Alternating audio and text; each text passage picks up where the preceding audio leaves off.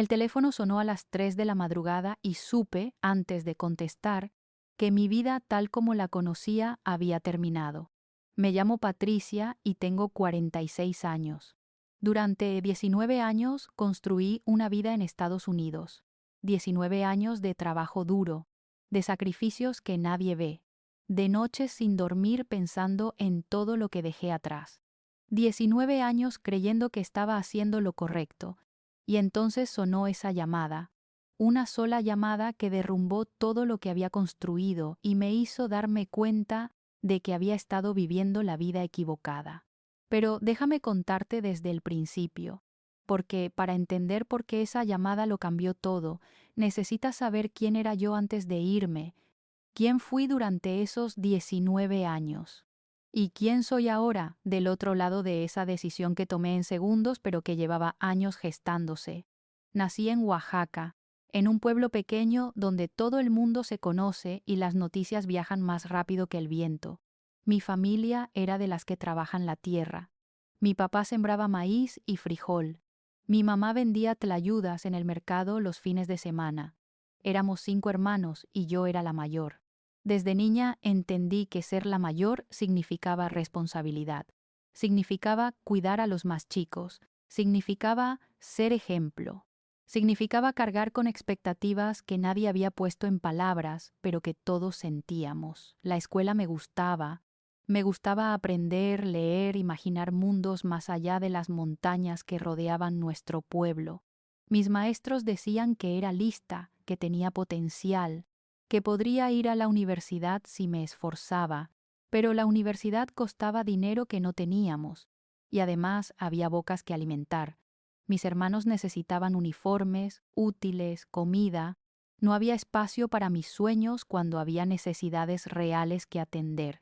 Terminé la secundaria y empecé a trabajar, primero en una tienda del pueblo, luego en una fábrica textil en la ciudad más cercana.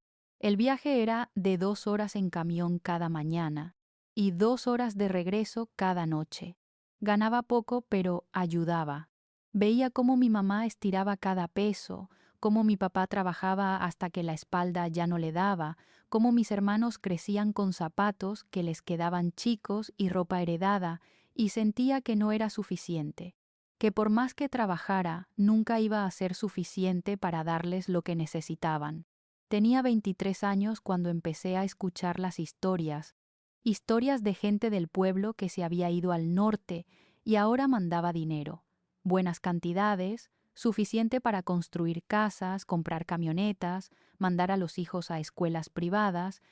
Veía a esas familias y sentía una mezcla de envidia y esperanza. Si ellos pudieron, ¿por qué yo no?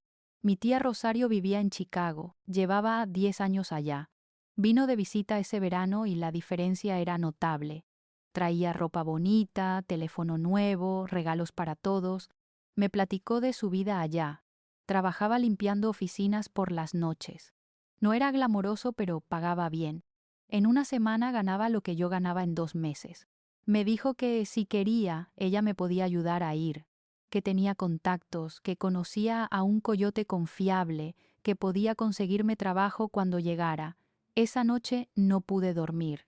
Le di vueltas y vueltas a la idea. Irme significaba dejar todo. Mi familia, mi pueblo, todo lo conocido. Pero quedarme significaba seguir viendo a mi familia apenas sobrevivir. Significaba ver a mis hermanos sin oportunidades. Significaba resignarme a una vida de trabajo que nunca sería suficiente. Si alguna vez has tenido que elegir entre tu corazón y tu responsabilidad, entre quedarte y partir, suscríbete a este canal, porque lo que viene es la historia de esa elección y todo lo que vino después, y tal vez, solo tal vez, te ayude a entender tus propias decisiones. Hablé con mis papás. Fue una conversación que se repite en miles de familias mexicanas.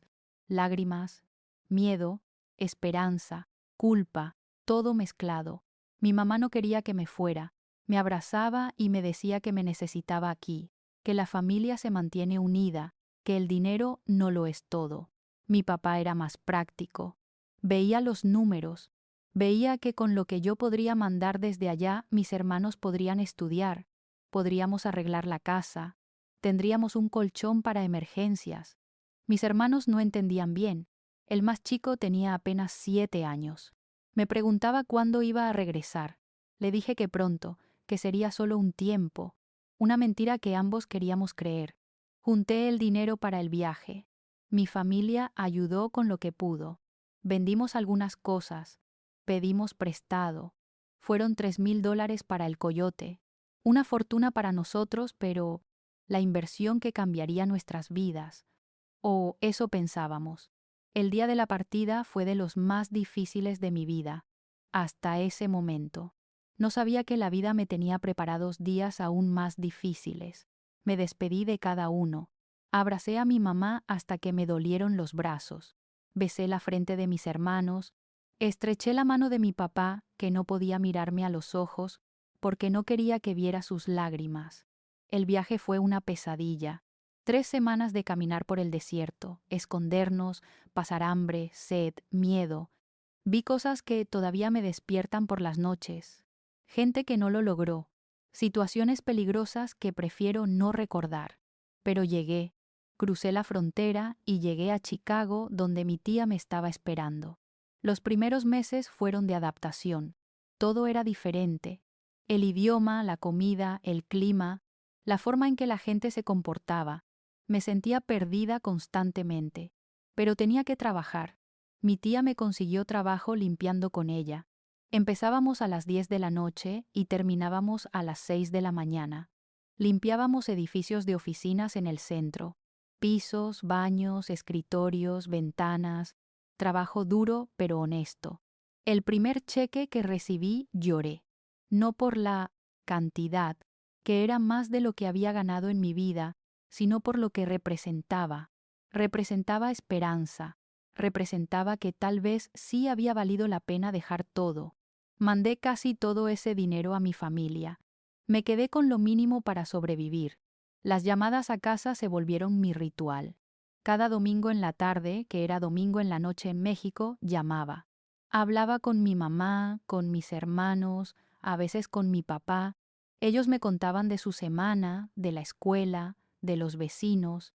Yo les contaba poco de mi vida real. Les decía que estaba bien, que el trabajo era bueno, que me estaba adaptando. No les contaba de las noches sin dormir, de lo sola que me sentía, de cómo lloraba en el camión de regreso a casa, viendo una ciudad que nunca se sentía como mía. Los años fueron pasando. 1, 2, 5. Yo seguía limpiando oficinas. Mis hermanos seguían creciendo. La casa en Oaxaca se fue arreglando poco a poco con el dinero que mandaba. Pusieron piso firme donde antes era tierra. Arreglaron el techo que goteaba. Compraron muebles nuevos. Mi hermano entró a la preparatoria, luego a la universidad, todo con el dinero que yo mandaba cada mes sin falta. Pero yo me perdía todo. Me perdí sus cumpleaños, sus graduaciones, sus primeros amores, sus decepciones. Conocía sus vidas a través de llamadas de 10 minutos y fotos borrosas por WhatsApp. Ellos crecieron sin mí y yo envejecí sin ellos. Intenté hacer una vida aquí. Conocí gente, hice amigas entre las otras mujeres que limpiaban. Mujeres como yo, con historias como la mía, sacrificando todo por familias que estaban a miles de kilómetros. Nos entendíamos sin necesidad de explicar mucho. Compartíamos esa soledad particular de estar físicamente en un lugar, pero emocionalmente en otro. Salí con algunos hombres. Nada serio. ¿Cómo podía tener algo serio cuando mi corazón estaba dividido? Cuando cada peso que ganaba lo sentía como responsabilidad hacia mi familia.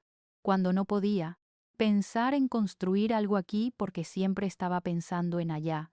Los años se me fueron entre trapeadores y cubetas, entre turnos nocturnos y días durmiendo, entre llamadas de domingo y envíos de dinero de lunes.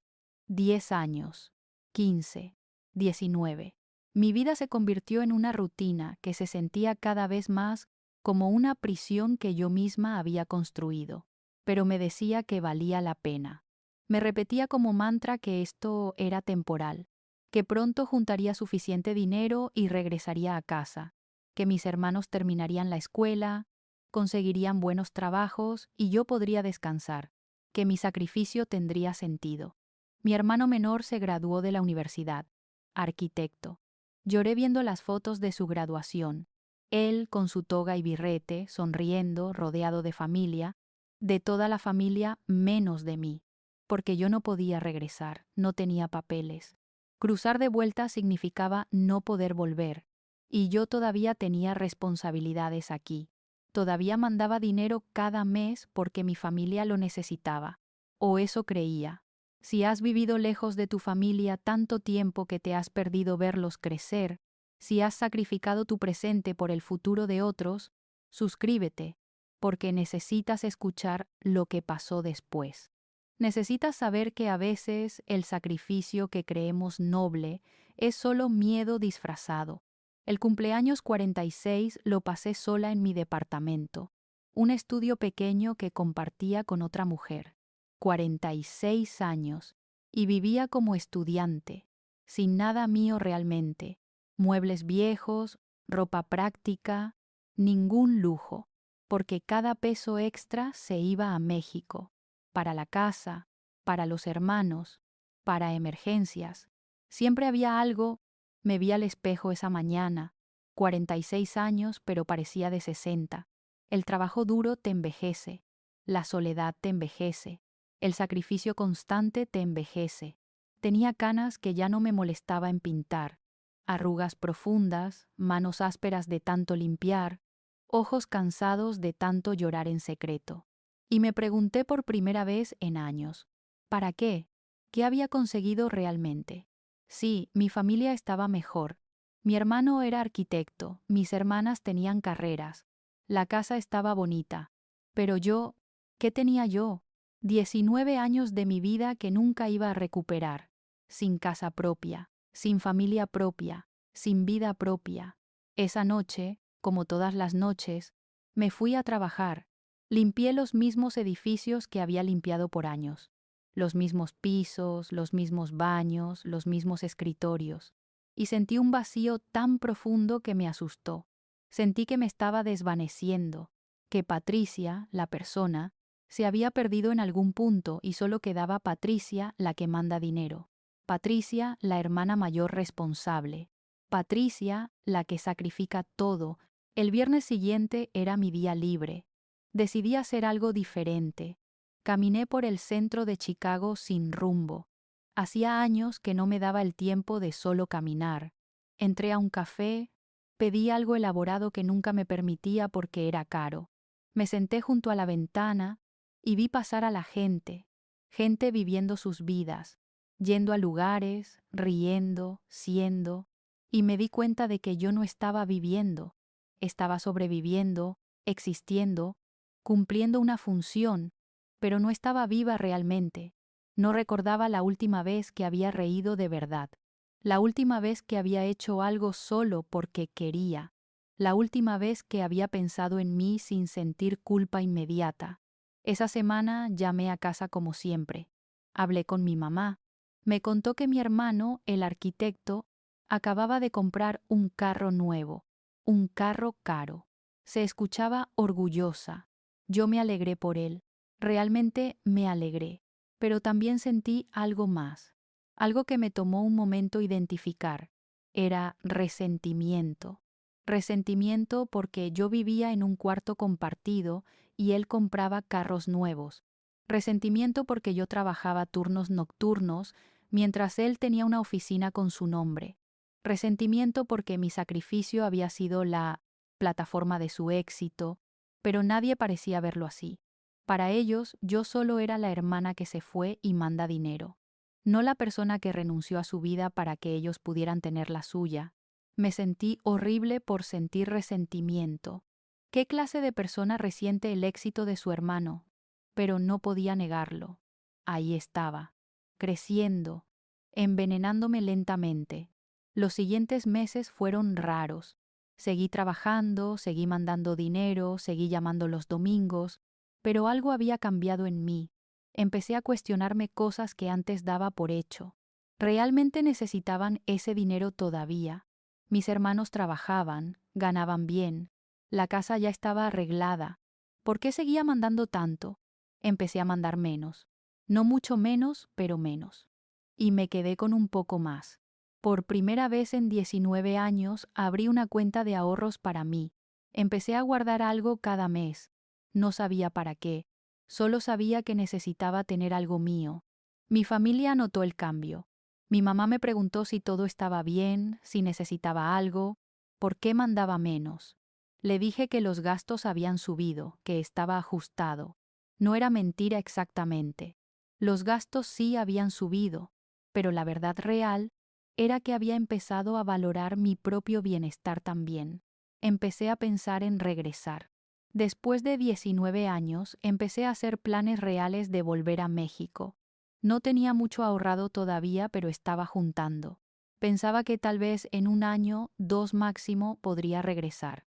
Comprar una casita pequeña, encontrar un trabajo sencillo, estar cerca de mi familia, recuperar algo de lo que había perdido. Esa idea me daba vida. Por primera vez en años tenía algo que esperar. No era solo trabajo, trabajo, trabajo. Era trabajo con propósito. Trabajo hacia un objetivo que era para mí, mi regreso, mi vida, mi futuro. Hablé con mi mamá de la idea, por teléfono, un domingo. Le dije que estaba pensando en regresar pronto. Esperaba que se emocionara, que dijera que me extrañaba, que me esperaba, que sería maravilloso tenerme de vuelta. Pero su respuesta fue extraña. Dijo que, claro, que cuando quisiera, que aquí estaba mi casa. Pero no sonaba emocionada, sonaba incómoda. Le pregunté si algo andaba mal. Dijo que no, que todo bien. Pero yo conocía a mi mamá. Algo no estaba bien. Le pregunté directamente si había algún problema con que regresara. Hubo un silencio largo. Luego suspiró y dijo que necesitábamos hablar. Pero no por teléfono, que era importante. Mi corazón se aceleró. ¿Qué podía ser tan importante que no podía decirse por teléfono? Estaba enferma, mi papá, había pasado algo. Me dijo que no se preocupara, que todos estaban bien de salud, pero que había cosas que necesitaba saber antes de tomar la decisión de regresar. Esa semana fue de las más largas de mi vida. No podía dejar de pensar en qué sería. Me imaginaba 1000 escenarios. Ninguno bueno. Traté de llamar más temprano, pero mi mamá no contestaba. Mandé mensajes, respuestas cortas. Espérate al domingo. Llegó el domingo. Llamé a la hora de siempre. Mi mamá contestó, sonaba cansada. Empezó diciendo que me quería, que todo lo que había pasado no cambiaba eso. Mi estómago se revolvió. Nada bueno empieza así. Me contó que la casa donde yo crecí, la casa que yo había ayudado a arreglar con mi dinero durante años, ya no era de mis papás. La habían vendido. Hacía 3 años. Mi hermano el arquitecto la había comprado. Técnicamente seguía en la familia, pero ya no era de mis papás, era de él. Y él vivía ahí, con su esposa y sus 2 hijos, que yo no conocía porque no podía ir a visitarlos. Me quedé callada procesando. ¿Por qué nadie me había dicho? Mi mamá explicó que fue decisión de todos no decirme. No querían preocuparme, no querían que sintiera que tenía que mandar más dinero. Mis papás ahora vivían en un departamento pequeño que rentaban. Era cómodo, decía mi mamá, suficiente para ellos 2 ahora que todos los hijos ya se habían ido. Pregunté por qué vendieron. Mi mamá explicó que mi hermano necesitaba capital para abrir su firma de arquitectura, que era una oportunidad que no podía dejar pasar, que mis papás entendían, que estaban orgullosos de él, que además la casa era muy grande para solo ellos 2. Todo tenía sentido, lógicamente, pero emocionalmente se sentía como traición. Esa casa era mi conexión con mi familia, era el lugar donde pensaba regresar, y ahora no era opción. Mi hermano tenía su familia ahí. No había espacio para mí. Literalmente no había espacio para mí en lo que había sido mi hogar. Pero no era solo eso, era que nadie me había consultado. Era que habían tomado una decisión enorme que me afectaba directamente y ni siquiera me habían dicho hasta 3 años después. era que me habían tratado como un cajero automático, no como parte de la familia. Le pregunté a mi mamá si alguien había considerado cómo me sentiría yo, si alguien había pensado que tal vez yo querría regresar algún día. Hubo silencio. Luego mi mamá dijo algo que me partió el corazón. Dijo que, honestamente, nadie pensaba que realmente fuera a regresar, que llevaba casi 20 años diciendo que volvería pronto, pero nunca lo hacía, que asumieron que yo había hecho mi vida allá.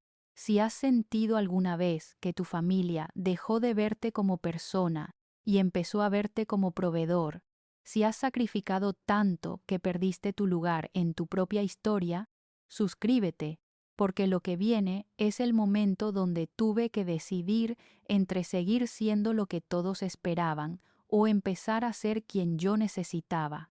Colgué el teléfono y me senté en mi cama. Mi cuarto compartido, mis paredes que no eran mías, mi vida que no se sentía como vida. Y lloré. Lloré como no lloraba desde la noche antes de irme de México hacía 19 años. Lloré por todo lo que había perdido, por los años que di, por la Patricia, que dejé de ser para convertirme en lo que mi familia necesitaba. Entendí en ese momento algo doloroso. Mi familia me quería. Eso no estaba en duda, pero me querían en mi rol, como la hermana que manda dinero, como la que se sacrifica, no necesariamente como persona completa con necesidades propias, porque si me hubieran visto así, alguien hubiera pensado en consultarme sobre la casa, alguien hubiera considerado que, tal vez, yo querría tener un lugar a donde volver. Los siguientes días fueron un blur. Iba a trabajar en piloto automático, limpiaba sin pensar, regresaba a casa sin registrar el camino. No podía dejar de darle vueltas a todo. 20 años de mi vida. ¿Para qué? Para que mis hermanos tuvieran carreras exitosas que no me incluían, para que vivieran en una casa que ya no era mía, para que construyeran vidas donde yo era una figura periférica, importante por lo que daba, pero no por quién era. Me enojé. Pasé del dolor a la rabia. ¿Cómo se atrevían? ¿Cómo podían haber tomado esa decisión sin decirme? Dejé de mandar dinero ese mes. Por primera vez en 19 años, no mandé el envío mensual. Mi hermana me mandó mensaje preguntando si todo estaba bien. Le dije que sí, que solo estaba ajustado económicamente. Mentira. Tenía el dinero, solo no quería mandarlo. Mi mamá llamó preocupada. Le dije que necesitaba tiempo para procesar todo lo que me había dicho, que estaba dolida, que me sentía excluida de mi propia familia. Ella lloró, me pidió perdón, dijo que nunca fue la intención hacerme sentir así, pero las intenciones no cambian los hechos. Empecé a ver a un terapeuta, una señora mexicana que trabajaba con inmigrantes.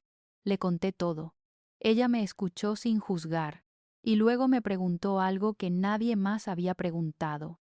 Me preguntó qué quería yo, no qué necesitaba mi familia, no qué era lo correcto, qué quería yo.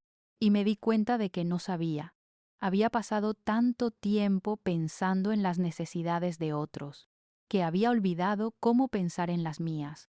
No sabía qué quería, solo sabía que lo que tenía ahora no era suficiente, que estaba vacía, que necesitaba algo que llenara ese vacío de 20 años. Tomé una decisión radical. Decidí regresar a México. No en un año, no en 2. Pronto, en cuanto pudiera organizar todo. Mi terapeuta me preguntó si estaba segura. Le dije que no. No estaba segura de nada. Solo sabía que no podía seguir así. Que si me quedaba 20 años más, seguiría igual. Y no podía hacer eso. No sobreviviría otros 20 años de esto. Empecé a hacer planes. Busqué rentas en Oaxaca, pequeñas pero mías. Miré opciones de trabajo. Nada que pagara como aquí, pero suficiente para vivir. Calculé cuánto necesitaba ahorrar antes de irme. Era un plan vago, pero era mi plan. Era algo hacia adelante. Le conté a mi compañera de cuarto, se sorprendió. Me preguntó si era por lo de mi familia. Le dije que sí y no. Era por eso, pero era por más, era por mí, por recuperar algo de lo que había perdido, por vivir, no solo existir. Decidí contarle a mi familia, llamé un miércoles, no un domingo. Necesitaba hacer esto en mis términos. Le dije a mi mamá que había decidido regresar, que en 3 meses dejaría mi trabajo y volvería a México. Silencio. Luego preguntó dónde iba a vivir. Le dije que rentaría algo, que ya estaba buscando. Dijo que no era necesario, que podía quedarme con ellos en el departamento mientras encontraba algo mejor. Le agradecí, pero le dije que no, que necesitaba mi propio espacio. Mi mamá no entendía. Decía que era tonta, que podía ahorrar ese dinero de renta. Pero no se trataba de dinero, se trataba de tener algo mío por primera vez en mi vida adulta. Se trataba de no depender de nadie, de no deber nada a nadie. Le conté a mi jefa que me iba. Fue comprensiva. Había visto ir y venir a muchas como yo. Me preguntó si estaba segura. Le dije la verdad, que no estaba segura de nada excepto que necesitaba intentarlo. Los 3 meses pasaron rápido. Vendí lo poco que tenía. No era mucho. Ropa, algunos libros, cosas básicas. Todo lo demás ya era de antes o de mi compañera de cuarto. Me despedí de las amigas que había hecho, mujeres que entendían, que habían vivido vidas similares. Nos abrazamos y lloramos. Nos prometimos mantenernos en contacto aunque sabíamos que probablemente no lo haríamos. Así son las amistades de inmigrantes, intensas pero transitorias. Mi último día de trabajo llegó. Limpié esas oficinas una última vez, los mismos pisos que había limpiado por 19 años, y sentí alivio, alivio de que esta parte de mi vida estaba terminando. No sabía qué venía después, pero sabía que no podía ser peor que la prisión que había sido mi vida aquí. Y entonces llegó esa noche. La noche antes de mi vuelo, había empacado todo. Una maleta. Eso era todo lo que tenía que mostrar por 19 años en Estados Unidos. Una maleta de ropa y algunos ahorros en el banco. No era mucho, pero era mío. Me acosté temprano porque mi vuelo salía a las 6 de la mañana. Estaba nerviosa, emocionada, asustada, todo mezclado. Me quedé dormida pensando en cómo sería despertar en México, en mi tierra, después de tanto tiempo. El teléfono sonó a las 3 de la madrugada, un sonido estridente que me sacó del sueño. Vi la pantalla. Era mi hermana. Mi corazón se aceleró. Nadie llama a las 3 de la madrugada con buenas noticias. Contesté. Mi hermana estaba llorando, histérica. No podía entender lo que decía. Le pedí que se calmara, que respirara, que me dijera qué pasaba. Y entonces lo dijo. Las palabras que cambiaron todo. Mamá había tenido un derrame cerebral. Estaba en el hospital. Estaba grave. Muy grave. Los doctores no sabían si iba a sobrevivir. Y si sobrevivía, probablemente quedaría con daño permanente. Necesitaba cuidados constantes, terapias, medicinas, todo costoso. Me quedé paralizada. Todo el plan que había hecho, todo lo que había decidido, todo se desmoronó en esos segundos. Mi hermana lloraba, preguntándome qué íbamos a hacer, cómo íbamos a pagar todo, cómo íbamos a cuidar de mamá. Y sin pensarlo, sin dudarlo, le dije que yo me encargaba, que mandaría dinero, que cubrirían lo que necesitaran, que no se preocupara. Colgué. Me senté en la cama. Mi maleta estaba junto a la puerta, lista para irme. Miré el reloj. 3:15 de la mañana. Mi vuelo salía en menos de 3 horas. Y supe que no iba a estar en ese vuelo. Supe que todo lo que había planeado, toda esa valentía de dejar todo y empezar de nuevo, se había evaporado con esa llamada, porque al final era Patricia, la hermana mayor, la responsable, la que se sacrifica. Lloré, lloré de rabia, de frustración, de impotencia. Había estado tan cerca de ser libre, de vivir mi vida, y en segundos todo se fue. Pero, ¿qué podía hacer? Era mi mamá, estaba grave, me necesitaba, mi familia me necesitaba, y yo no podía darles la espalda, no importaba cuán enojada estuviera, no importaba cuán cansada, No podía. Llamé a la aerolínea.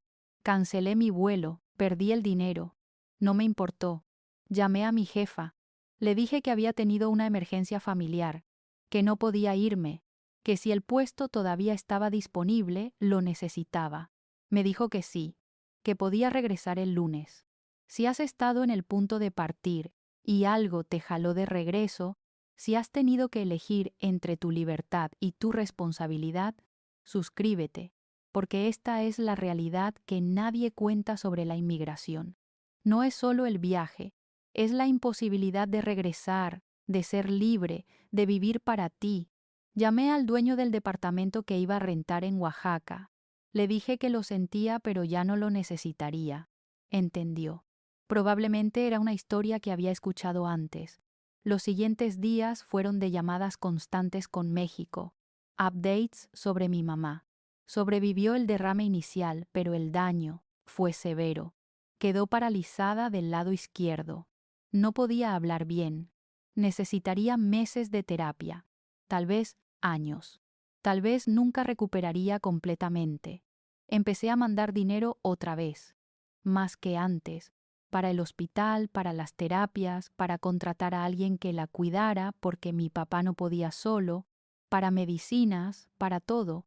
Volví a trabajar el lunes, los mismos edificios, los mismos pisos, los mismos baños, como si nada hubiera pasado, como si no hubiera estado a 3 horas de cambiar mi vida completamente. Mis compañeras de trabajo me preguntaban qué había pasado, por qué no me había ido. Les conté versiones editadas, emergencia familiar, mi mamá enferma. Necesitaban que me quedara. Asentían con comprensión. Muchas habían vivido situaciones similares. Planes que se cancelan en el último minuto porque la familia llama, porque la responsabilidad pesa más que los sueños. Los meses siguieron pasando. Mi mamá mejoró lentamente, muy lentamente. Aprendió a caminar otra vez con andadera. Recuperó algo del habla, aunque nunca volvió a ser la misma. Mi papá envejeció 10 años en 6 meses del estrés de cuidarla. Yo seguí mandando dinero, seguí trabajando, seguí viviendo en mi cuarto compartido, seguí posponiendo mi vida, pero algo había cambiado en mí después de esa noche. Algo se había roto que no sabía cómo reparar. Había probado la posibilidad de libertad. Había estado tan cerca de recuperar mi vida, y me la habían arrebatado. No culpaba a mi mamá, ella no había escogido enfermarse, pero tampoco podía negar el resentimiento que crecía dentro de mí como tumor. Empecé a tener pesadillas, soñaba que estaba en el aeropuerto, subiendo al avión, despegando, y luego despertaba en mi cama de siempre, en mi cuarto de siempre, en mi vida de siempre, y el despertar era más pesadilla que el sueño. Mi terapeuta me dijo que estaba experimentando duelo, duelo por la vida que casi tuve, duelo por la Patricia, que casi pude ser. Me dijo que era normal, que tenía que procesarlo. Pero, ¿cómo procesas algo que nunca existió? ¿Cómo lloras por una vida que solo viviste en tu imaginación? Pasó un año desde esa llamada, un año en el que mi mamá se estabilizó. Ya no estaba en peligro. Todavía necesitaba cuidados, pero ya no era vida o muerte. Mi hermano el arquitecto había ayudado económicamente también. Mis hermanas contribuían. Ya no era solo yo cargando con todo. Y empecé a considerar otra vez la posibilidad de irme, esta vez con más cuidado, sin decirle a nadie hasta que estuviera segura, sin hacer planes que pudieran deshacerse con una llamada. Pero la idea estaba ahí, pequeña, pero persistente. Mi terapeuta me ayudó a entender algo importante. Me ayudó a ver que yo había usado a mi familia como excusa. No completamente, ellos sí me necesitaban, pero también me necesitaba yo misma para tener un propósito, para sentir que mi sacrificio significaba algo. Y cuando intenté dejarlo, cuando intenté vivir para mí, el pánico se había apoderado de mí. Me hizo preguntas difíciles. ¿Qué pasaría si me iba y algo le pasaba a alguien de mi familia? Podrían contratar cuidado. Había dinero ahora. Mis hermanos trabajaban bien. ¿Qué pasaría si me necesitaban y yo no estaba? Otros podrían estar. Yo no era la única opción. Entonces, ¿por qué sentía que tenía que ser yo? porque era el papel que había adoptado, la mártir, la sacrificada, y no sabía quién era sin ese papel. Esa realización fue como un balde de agua fría.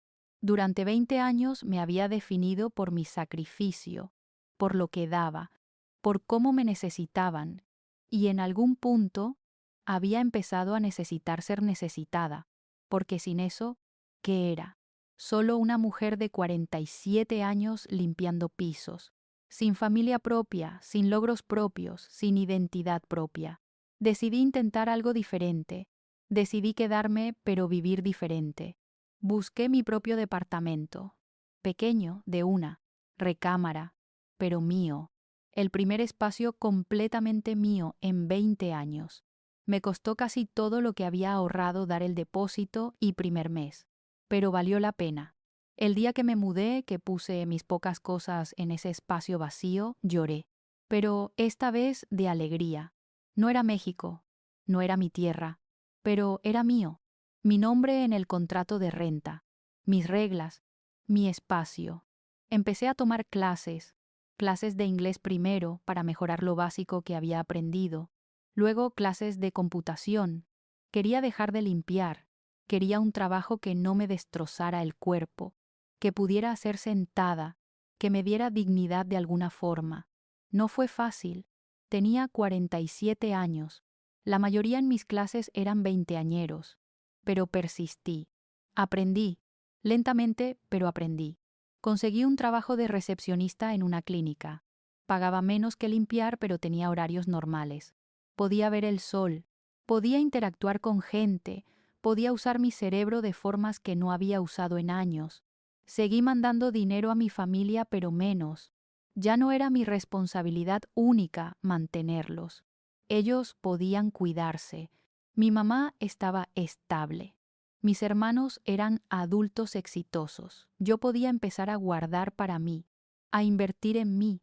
Empecé a salir más, a hacer amigas en el trabajo, a ir a lugares solo porque quería, no porque tenía que, a comprar cosas para mi departamento, cosas pequeñas, una planta, cuadros para la pared, cortinas bonitas, cosas que hacían que el espacio se sintiera como hogar, y lentamente, muy lentamente, empecé a sentir que estaba viviendo, no sobreviviendo, no existiendo, viviendo, por primera vez en 20 años. Mi familia notó el cambio. Mi mamá me preguntaba en nuestras llamadas por qué sonaba diferente. Le decía que estaba bien, mejor que bien. Estaba encontrándome a mí misma. Ella no entendía completamente, pero se alegraba. O eso decía. Mi hermano me pidió dinero para expandir su firma. Le dije que no, fue la primera vez en mi vida que le dije no a mi familia. Se sorprendió, se molestó un poco, me dijo que después de todo lo que ellos habían hecho por mí, le dije que todo lo que ellos habían hecho por mí lo pagué con 20 años de mi vida, que ya no les debía nada, que ahora me debía a mí misma. La conversación fue tensa, pero necesaria. Establecí límites. Por primera vez, les dije cuánto podía mandar y cuándo. No más emergencias de último minuto. No más asumir que yo cubriría todo. Era hora de que todos cargáramos responsabilidades equitativamente. Algunos lo entendieron. Otros se molestaron. Mi hermana menor me dejó de hablar por meses. Decía que había cambiado, que me había vuelto egoísta, que me creía mucho por vivir en Estados Unidos. Le dolió, pero lo acepté, porque tenía razón. Había cambiado. Ya no era la Patricia que daba y daba sin esperar nada. Ahora era la Patricia que se valoraba. Y si eso era egoísmo, entonces sería egoísta. Cumplí 48 años en mi departamento. Hice una cena pequeña, invité a 3 amigas del trabajo. Cocinamos juntas, reímos, brindamos. Fue sencillo, pero fue mío y fue perfecto. Esa noche, después de que se fueron, me senté en mi pequeño balcón. Miré las luces de Chicago, esta ciudad que nunca se sentía como mía, pero que había sido mi hogar por 20 años. Y me di cuenta de algo. No había vuelto a México.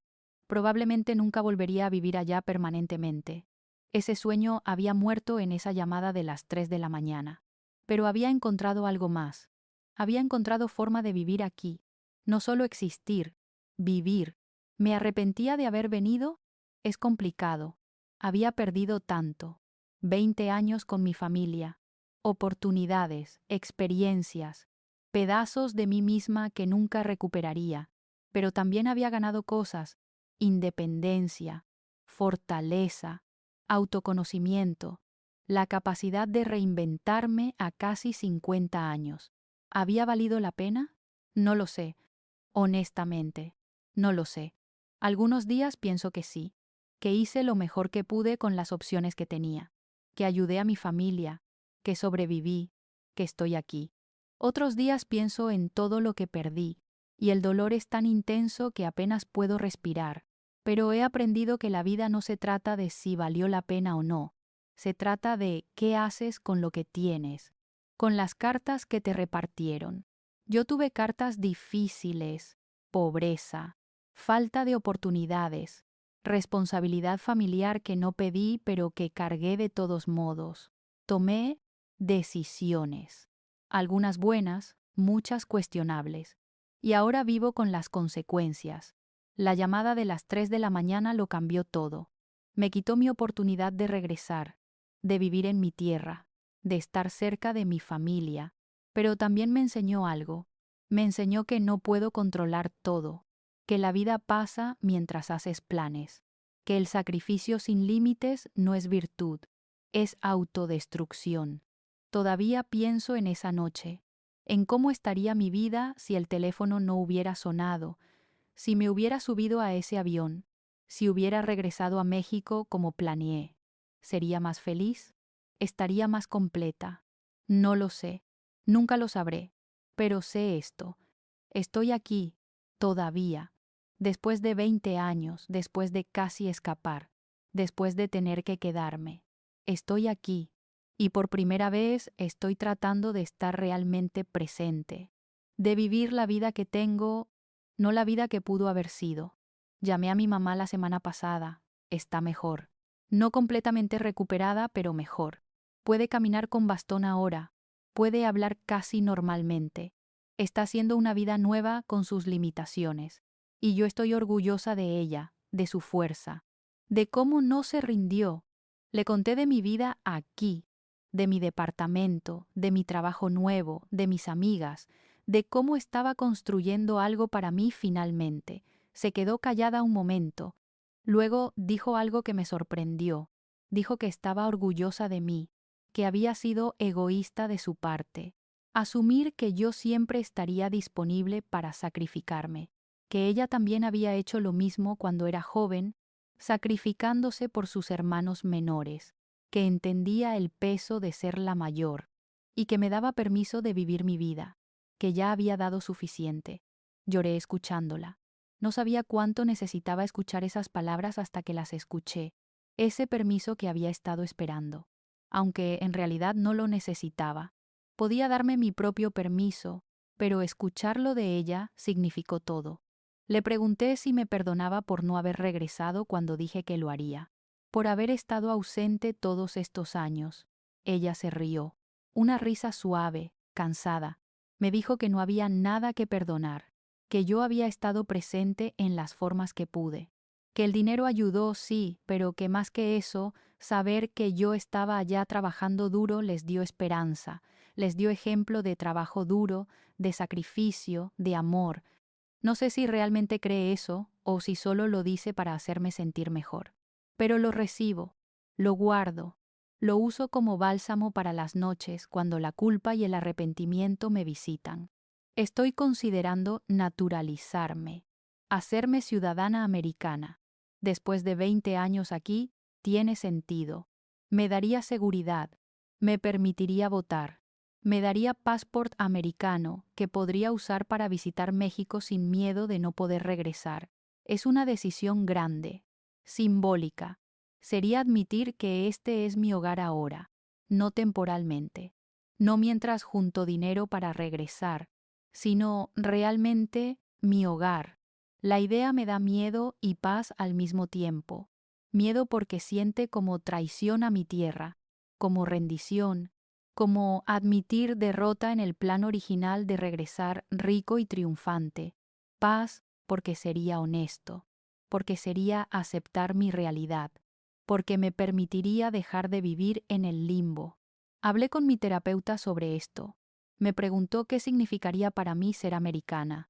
Le dije que no sabía, que no creo que me haga menos mexicana, que mi corazón siempre será oaxaqueño, que mis raíces están en esa tierra, pero que mi vida, mi presente, está aquí, y que está bien honrar ambas realidades. Me dijo algo que me quedó grabado. Me dijo que la identidad no es fija, que podemos ser muchas cosas al mismo tiempo, que puedo ser mexicana y americana, que puedo amar mi tierra y también apreciar mi vida aquí, que no tengo que escoger uno o el otro, puedo ser ambos. Eso me liberó de alguna forma. Toda mi vida había sentido que tenía que escoger, familia o yo, México o Estados Unidos, sacrificio o egoísmo. Pero la vida no es tan binaria, puedo hacer ambas cosas, puedo cuidar de mi familia y también de mí, puedo amar mi tierra y vivir aquí, puedo honrar mi sacrificio y también perseguir mi felicidad. Empecé los trámites de naturalización el mes pasado. Va a tomar tiempo, mucho papeleo, entrevistas, exámenes, pero estoy comprometida. Es mi forma de decir, sí, esta es mi vida ahora. Y está bien. Le conté a mi familia. Reacciones mixtas. Mi mamá dijo que entendía. Mi papá estuvo callado. Mis hermanos no dijeron mucho. Creo que no saben qué decir. Para ellos yo siempre fui la que estaba allá temporalmente, la que iba a regresar. Aceptar que me voy a hacer americana es aceptar que no voy a regresar, al menos no de la forma que todos imaginamos. Pero es la verdad. Y las verdades, aunque duelan, son necesarias. He vivido en mentiras y medias verdades por demasiado tiempo, diciendo que regresaría pronto cuando no tenía planes reales, diciendo que estaba bien cuando estaba muriendo por dentro, diciendo que era temporal cuando se estaba convirtiendo en permanente. Ya no más mentiras, ni a ellos ni a mí misma. Esta es mi vida, imperfecta, complicada, no lo que planeé, pero mía. Si has vivido entre dos mundos tanto tiempo que ya no sabes a cuál perteneces, si has sacrificado tanto que olvidaste quién eras, suscríbete, porque todas necesitamos saber que no estamos solas en esto, que otras han caminado este camino y sobrevivido, y que está bien finalmente vivir para ti. 19 años trabajando en Estados Unidos, una llamada a las 3 de la mañana que cambió todo. Y ahora aquí estoy, 20 años después, finalmente entendiendo que la vida que estaba esperando empezar no va a empezar hasta que yo decida que ya empezó. No volví a México cuando planeé. Probablemente nunca viva allá permanentemente. Esa versión de mi futuro murió, pero otra versión está naciendo. Una donde vivo aquí pero en mis términos, donde trabajo pero no me mato trabajando, donde ayudo a mi familia pero no a costa de mi propia vida, donde finalmente después de 20 años me pongo a mí misma en la ecuación. ¿Es perfecto? No. ¿Es lo que soñé a los 23 años cuando decidí cruzar? Definitivamente no. Pero es real, es honesto, es mío. Y después de 20 años de vivir la vida que otros necesitaban que viviera, eso es suficiente. La cicatriz de esa llamada siempre estará ahí. Siempre me preguntaré cómo hubiera sido si hubiera tomado ese vuelo, si hubiera regresado, si hubiera tenido el valor de poner mi vida primero. Pero también sé que probablemente hubiera encontrado otra razón para no irme, porque el miedo a vivir para mí misma era más grande que el miedo a seguir sacrificándome. Ahora, finalmente, estoy aprendiendo a vivir sin ese miedo, a construir una vida que no esté definida por cuánto doy, sino por quién soy, a entender que mi valor no está en mi sacrificio, sino en mi humanidad, a aceptar que está bien querer más, está bien poner límites, está bien decir no, está bien vivir. Esta es mi historia, la historia de una mujer que dejó todo por un sueño que resultó ser diferente de lo esperado. que casi recupera su vida, pero que una llamada se la quitó otra vez, y que finalmente, después de todo, está encontrando forma de vivir de todos modos, no a pesar de todo lo que pasó, sino tal vez, solo tal vez, gracias a todo lo que pasó, porque a veces necesitamos perder todo para descubrir qué realmente importa. A veces necesitamos llegar al fondo para encontrar la fuerza de subir. A veces necesitamos morir en una versión de nosotras mismas para renacer en otra. Y yo estoy renaciendo. A los 48 años, en una ciudad que no es mía, pero que me ha dado hogar, con una familia a miles de kilómetros que amo pero que ya no me define, con cicatrices que nunca sanarán completamente, pero que me recuerdan que sobreviví. 19 años trabajando en Estados Unidos, pero dejé todo después de esa llamada. Dejé la versión de mí que solo existía para otros. Dejé el martirio, dejé la culpa y empecé a construir algo nuevo. Algo frágil todavía, algo imperfecto, pero algo mío. Y eso, finalmente, es suficiente.